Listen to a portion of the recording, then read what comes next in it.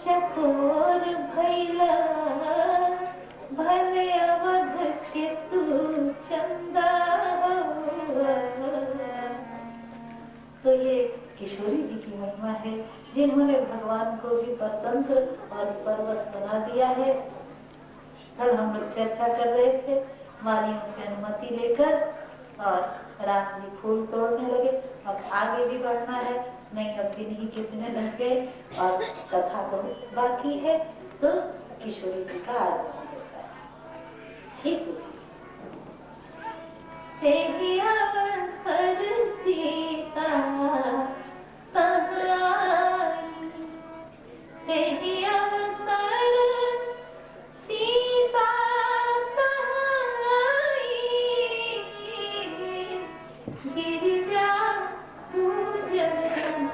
जननी पठाई संग सखी सब सुभग सयानी। गावहि गीत मनोहर वाणी वचन करी सरन सखिन समेता। गई मुदित मन गौरी निकेता। ठीक है, श्री किशोरी जी का शुभागमन होता है। सरोवर में स्नान करती हैं आकर किशोरी जी। ये सरोवर क्या है भाई? संत सभा वाटिका है जिसमें ठाकुर जी मिलते हैं। तो ये सरोवर क्या है? कहा संत के हृदय का अनुग्रह ही सरोवर है।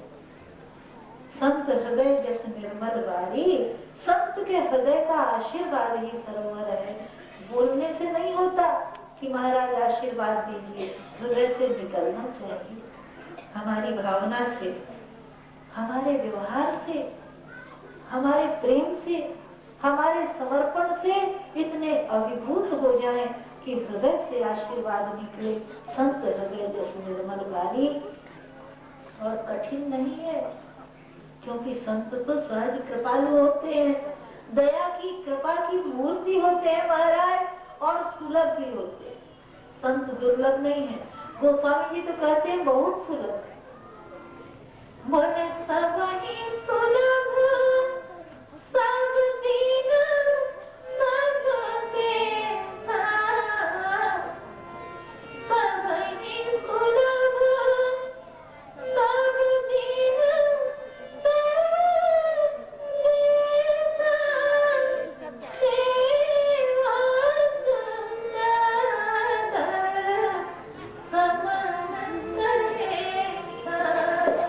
बहुत सहज सुलभ है संत, कठिन नहीं है। लंका जैसी नगरी में भी तो संत थे, विभीषण जी संत थे, त्रिजटा माता संत थी, ये लोग संत नहीं थे क्या? तो बस संत बहुत सुलभ है और कृपालु भी है। कृपालु इतने हैं कि कुंभकर्ण जो 6 महीना सोता था उसको भी सत्संग मिला। ऐसा नहीं है कि सत्संग मिलता नहीं है, इसलिए बहानेबाजी करने की जरूरत नहीं है, खूब मिलता है। आपकी इच्छा होनी चाहिए। कुंभकर्ण जैसा सोने वाला वो कहता है हमको भी नारद जी का सत्संग मिला। कितनी प्रतीक्षा की होगी नारद जी ने कि कब अभागा उठेगा तो 2-4 इसको अच्छी बात बता। तभी तो कहता है कि नारद मुनि मोहि ज्ञान जब कहा कहते तो ही समय निर्वाह।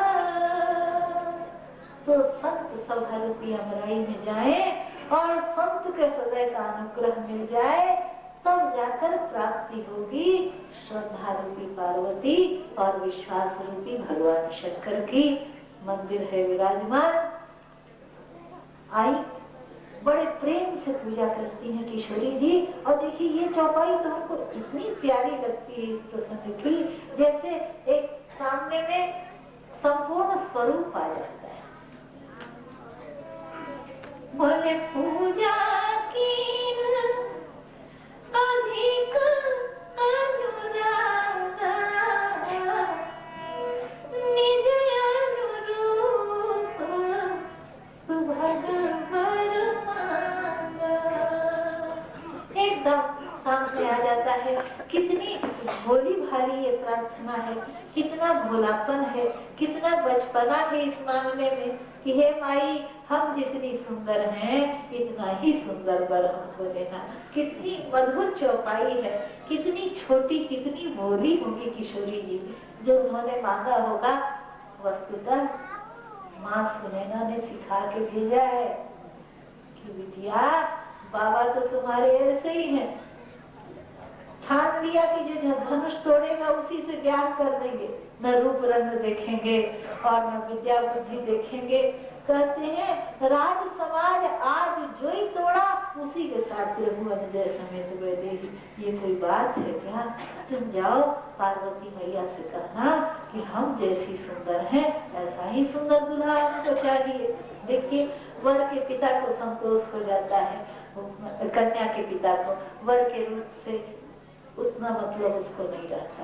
कहता है लड़का सुंदर नहीं है तो क्या गुणवान तो है, धनवान तो है, कुलीन तो है, लेकिन माता को तब तक संतोष नहीं होता जब तक मंडप में बिटिया के जैसा सुंदर दामाद नहीं आए। अभी तो आप सुन ही रहे थे, मैना नानी बेचारी पछाड़ खा के काहे को गिर गई, इसीलिए तो क्या खराबी थी शिव जी में? अरे पार्वती जी के मनोनीत वर थे, तपस्या की थी पार्वती जी ने उनके लिए, लेकिन वही रूप कितना भयंकर था। छोटे छोटे लड़के जान लेके घर भागे, वर्णन आप सुन ही रहे थे। माता पिता ने कहा बाबू जीजा जी को देख आए, कहा जीजा जी को देख के जिनके प्राण बच जाए उनके को देख कि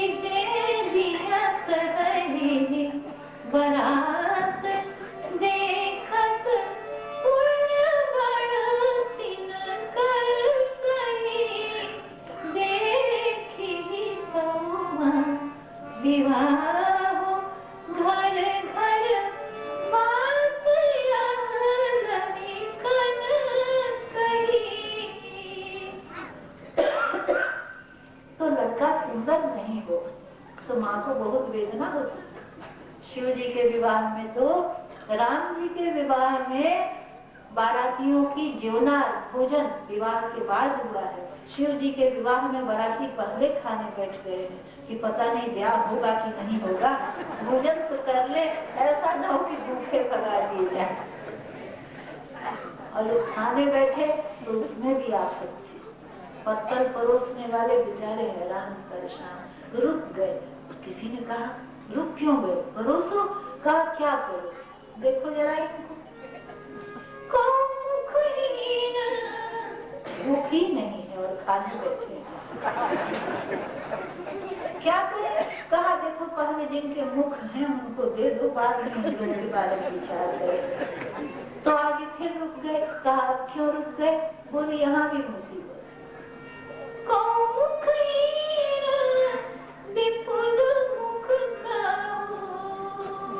जैसा दुल्हा वैसी बारात। मैना नानी ने तो कहा कि ब्याह होगा ही नहीं, चाहे कुछ हो ब्याह नहीं होने देंगी। तब नारद बाबा ने जाके समझाया कि एक बार गृहस्थी उजड़ गई, उससे कुछ सीख नहीं मिली क्या? अब दोबारा भी घर नहीं बसेगा अगर यही लक्षण रहे तो। थोड़ा कपड़ा लता बढ़िया पहन ले तो क्या घर है।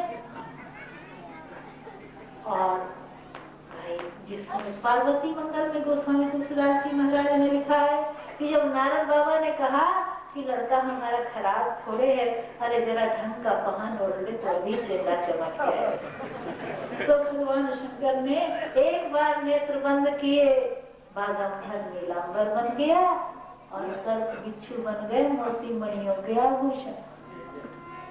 कि नील चोर भरे बसन तो फणी मणि भूषण है, नील चोर भरे बसन तो फणी मणि भूषण है। माये रोम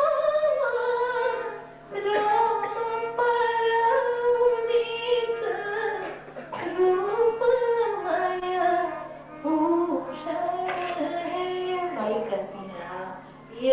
बढ़िया है, इससे ब्याह करेंगी।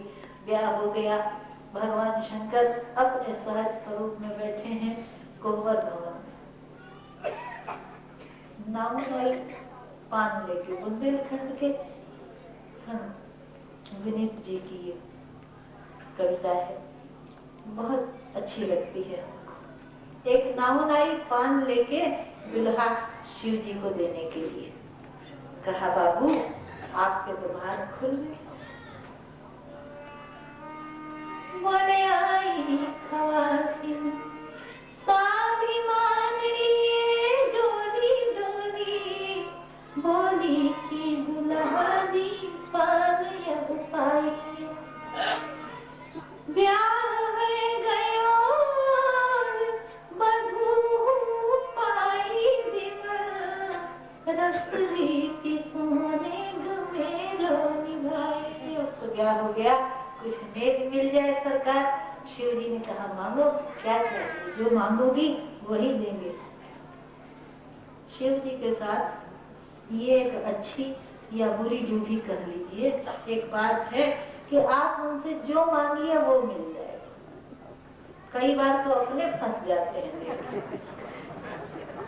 भस्मासुर की कथा याद है ना, मांग लिया।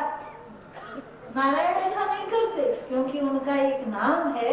आप तो श्रीमद् भागवत कथा सुन रहे हैं, भागवत में भगवान का एक नाम है अभिज्ञ। कथा का प्रारंभ होता है उसी समय में।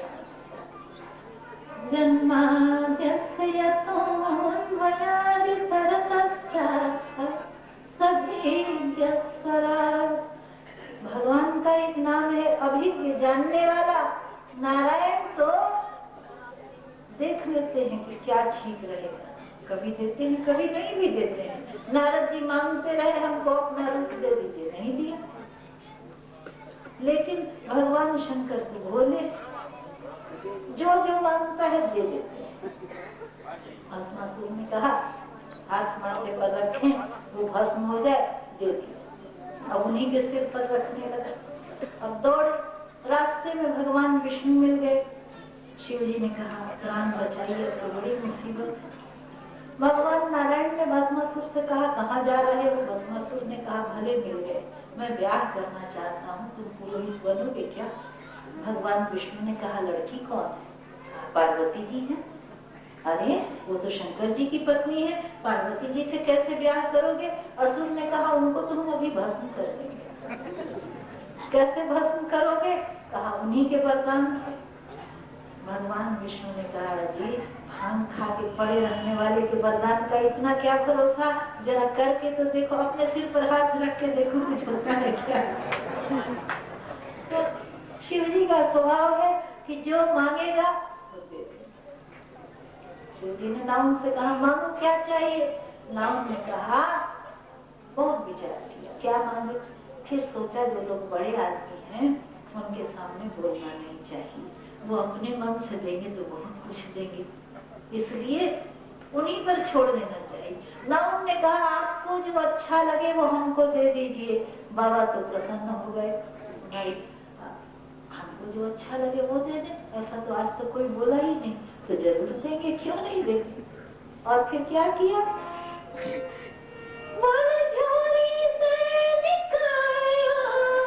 एक कारो सटकारो नाग, ऐसो पुकारो भगी बाप रे बचाइए, मंडप के नीचे समाज सब लागे हसन, भागो मत ना उलझो, नेग लिए जाइए।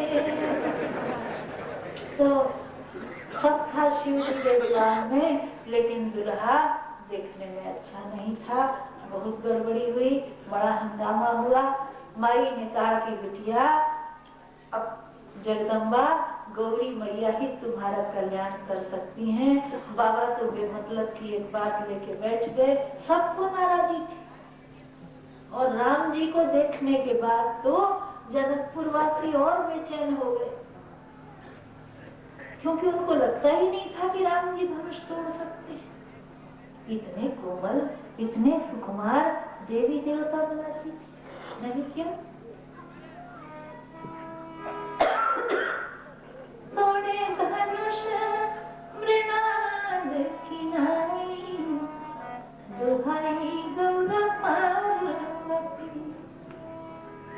तोड़े धनुष मृणाल किनाई, दुहाई गौर पार्वती।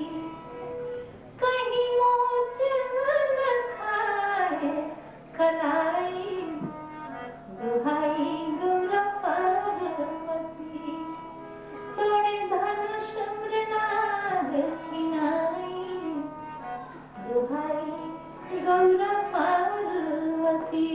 गरीब माई की गुहार लगाओ, माई ही कल्याण करेंगी।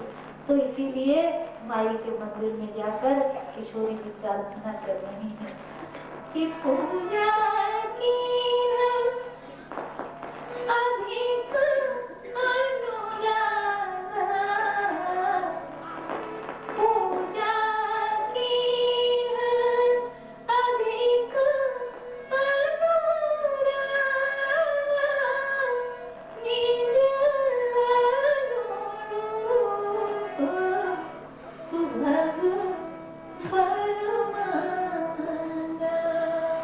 और जैसे ही जगदम्बा माँ से अपनी याचना रखी है, जगदम्बा माई तो चिंता में पड़ गई। भाई जानकी जी के जैसा सुंदर कहाँ से लाए, खोजना पड़ेगा। अचानक एक घटना घटित होती। मन एक